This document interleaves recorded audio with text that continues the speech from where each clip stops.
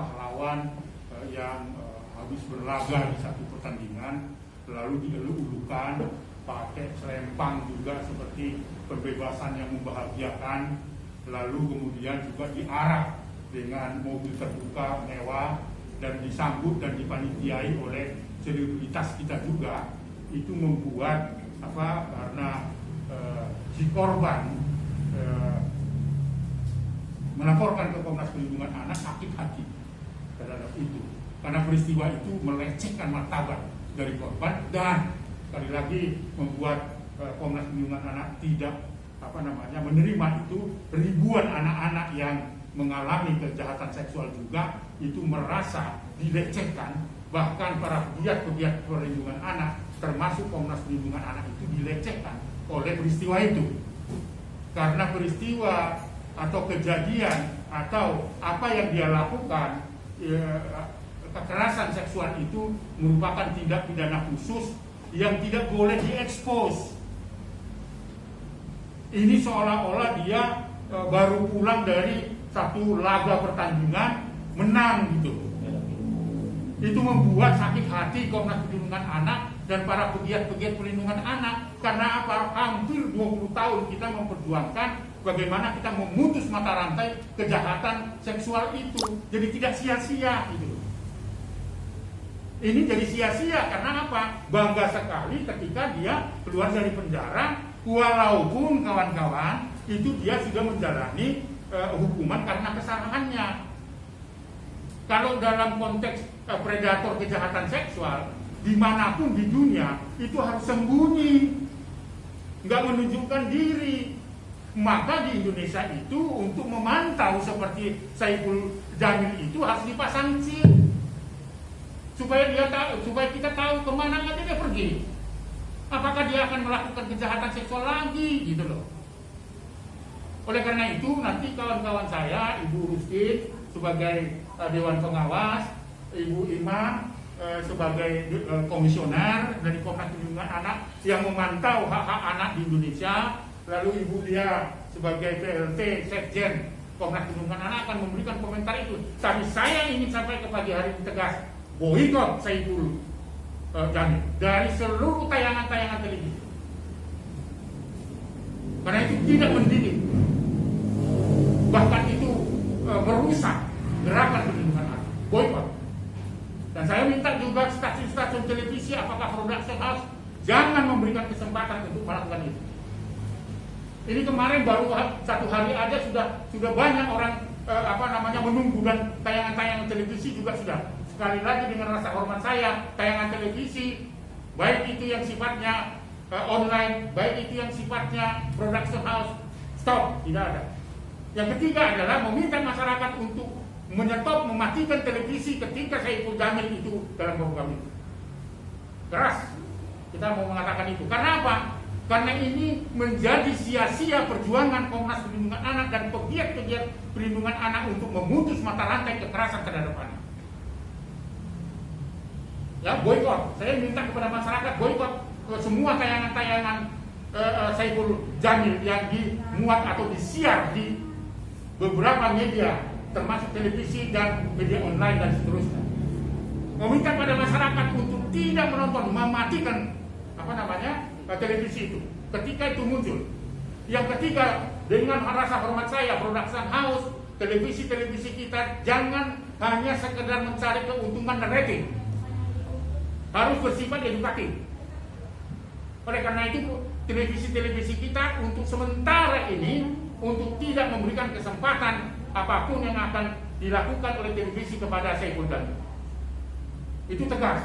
Oleh sebab itu, sekali lagi kawan-kawan media mohon kami didukung, karena ini adalah satu peristiwa yang tidak terpuji dan tidak mendidik dan menyakitkan korban. Itu yang pertama.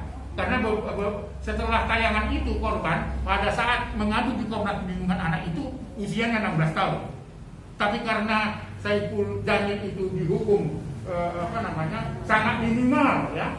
Seharusnya itu minimal 5 tahun, tetapi dia 3,5 tahun. Itu saja sudah peristiwa yang membuat Komnas Perlindungan Anak gerak.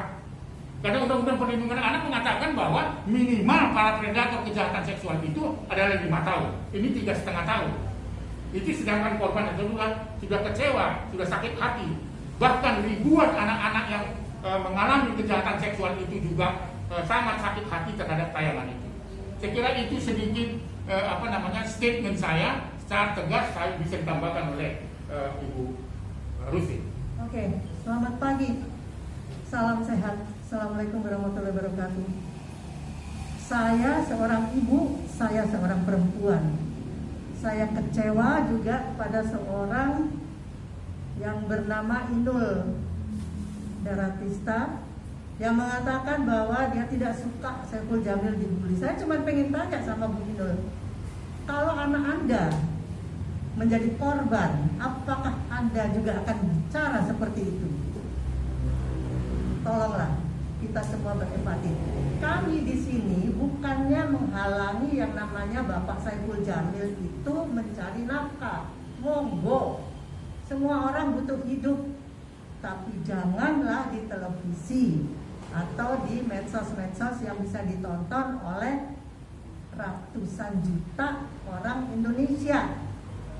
Televisi ini masih merupakan tontonan bagi mereka-mereka yang terutama di desa-desa.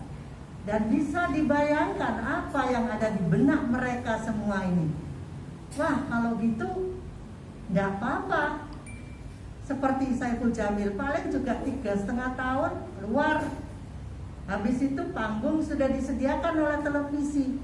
Saya nggak ngerti ya, apakah masih punya nurani yang namanya televisi-televisi ini. Semoga dengan teriakan kami kali ini, di mana kami juga selalu meneriakkan hukuman bagi seorang yang seperti itu adalah dikebiri. Tapi jujur saya ingin menangis dalam hal ini. Saya mohon kepada pemerintah untuk tidak separuh hati menangani hal-hal yang seperti ini. Banyak yang menjadi korban. Makin mereka melihat kemunculan seorang pelaku kekerasan seksual seperti ini dengan gaya yang seperti disebutkan oleh Bang Aris tadi, pastilah korban-korban yang lain yang pernah kena hal-hal yang seperti ini tidak akan melaporkan lagi. Karena apa? Nggak ada gunanya juga.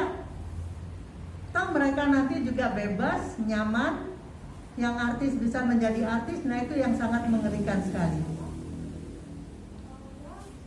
Kita ini, masa depan bangsa ini ada di tangan anak-anak kita semua. Paling mudah menghancurkan satu bangsa dengan cara menghancurkan anak-anak itu. Karena apa? Kita udah gak punya masa depan lagi. Justru ini yang kita harus pahami bersama. Jangan cuma di otak kita itu yang ada cuma rating. Semua orang butuh duit, semua orang pengen kaya. Tapi cobalah kita bicara juga dengan nurani ini. Kami dari Komnas Perlindungan Anak tidak akan pernah diam melihat hal-hal yang seperti ini. Karena apa? Hampir tiap hari banyak korban yang berdatangan di Komnas ini dengan segala keluh kesah mereka, dengan segala penderitaan mereka. Tapi apa yang kita lihat baru-baru ini merupakan sesuatu yang sangat menyakitkan. Sekali lagi kepada pemerintah utamanya, apakah itu dari Menkominfo, apakah itu dari mana lagi ya, KPI, KPI juga ini. Tapi saya nggak akan bicara masalah itu. Sakarmu, tapi inilah, tolonglah dari pemerintah, punyalah satu empati, satu tujuan suci untuk ke depan dari bangsa ini. Anda ini sebagai menteri, sebagai penggede kan dilantik dan disumpah dengan kitab suci masing-masing. Jangan kalian langgar, karena itu adalah satu yang harus kita perjuangkan. Kita masih panjang jalan ini, tolonglah. Masih banyak anak-anak ini masih di atas permukaan gunung es. Belum lagi yang ke bawah-bawahnya. Ini tidak main-main. Jadi tolong ya adik-adik yang di sini, saya harapkan dari ini saja punya nurani kita sudah sangat terbantu. Mudah-mudahan. Dan ini akan dilanjutkan oleh saudara kami Bu Imas. Ya, Ibu Imas secara psikologis bisa nggak disampaikan apa yang berdampak pada korban itu? Silakan. Baik, saya akan lebih dalam bicara tentang pedofil. Jadi pedofil itu adalah hasrat nafsu seks yang anak-anak, ya. Jadi gelora seksualitasnya dia itu memang dilampiaskan kepada anak-anak. Dan bahayanya dari ini sangat banyak sekali. Karena pedofil ini kronis, akan terulang. Jadi sebetulnya yang bersangkutan ini pun membutuhkan. Udah harus minggu nih ngomong Saiful. Oh iya. Saya untuk psikologinya dulu. Memang dalam hal ini kasusnya Saiful Jamil ya. No. Jadi saya khusus kepada pedofil. Jadi ini pun harus mendapatkan treatment. Dengan treatment aja itu akan mengurangi, tidak akan menyembuhkan total. Ya. Lalu yang paling mengerikan lagi adalah ini akan menciptakan predator baru. Ini yang paling mengerikan, menciptakan predator baru. Contohnya begini, kalau si Saiful Jamil itu ketika memakai anak itu dengan happy, dengan nafsu, dengan senang gitu ya. Nah nanti si korban ini akan menjadi predator yang lebih sadis lagi. Karena apa? Karena dia kemarahan, kedendaman, jadi balas dendam. Nah kalau Saiful Jamil itu karena fun kan ya, karena merasa capek dan lain-lain, lufannya melampiaskan nafsunya ke anak tersebut. Nah jadi bahayanya sekali adalah dia akan menciptakan predator baru dengan kondisi yang lebih ganas sekali, karena menumpahkan kemarahannya, kedendamannya. Jadi ini membuat mata rantainya semakin. Maka kalau ini tidak diputus, akan menghancurkan jutaan anak. Ya, jangankan sebuah orang, dia malah akan jadi predator. Nah ini saya sampaikan supaya di luar sana yang mengeluh-elukan, yang membela-bela, yang mau pasang badan dan lain-lain, mengerti lebih dalam bahwa ini adalah predator yang sangat mengerikan. Ya, kan nggak perlu dong anak kita kena duluan, disodomi orang dulu, dikerjain dulu baru kita merasa, ya kan? Nah maka mari kita bersama-sama untuk memutus rantai ini. Kalau si predator ini berkeliaran di anak-anak, ditonton anak-anak, oh ternyata kalau aku jadi gitu malah menjadi lebih terkenal nih, ya kan? Ini semuanya kan berdampak. Kalau teman-teman lihat sekarang, orang-orang untuk menjadi terkenal itu kan tidak melalui prestasi, bukan? Melalui perilaku buruk, yang ngata-ngatain artis, yang maki-maki siapalah hanya untuk sebuah keterkenalan. Sangat mengerikan sekali. Nah, kalau kita sesama teman-teman di sini wartawan tidak berbantu untuk mengangkat ini, Indonesia kita hancur. Ya, karena kalau anak-anak kita hancur, mau harapan pada siapa? Karena harapan kita adalah anak-anak, dan anak-anak dihancurkan seperti ini. Jadi mari kita jangan segan-segan untuk betul-betul memutus mata rantai ini. Saya kira bagian psikologi cukup itu. Ya silakan, ini ya tambahkan sedikit sebelum ada nanti pertanyaan. Baik, saya dengan Lia, PLT Sekjen Humas Perlindungan Anak. Di sini saya ingin menyampaikan saja kepada media, terutama mohon kita juga dibantu dari perlindungan anak, karena memang ini adalah salah satu contoh yang tidak patut dicontoh, ya, menghancurkan. Kenapa? Ini hanya bagian saja. Sekarang fenomena yang terjadi, coba Anda lihat semua ini ya. Banyak sekali anak-anak yang meniru ketika artis laki-laki bergaya seperti perempuan. Sekarang itu sudah membahana seluruh Indonesia sampai ke kampung-kampung. Itu perilaku yang tidak baik. Sekarang ada seorang pedofil keluar, dielu-elukan, terus kemudian diliput oleh media, seolah tadi yang disampaikan oleh Pak Aris seperti juara. Ini apa lagi?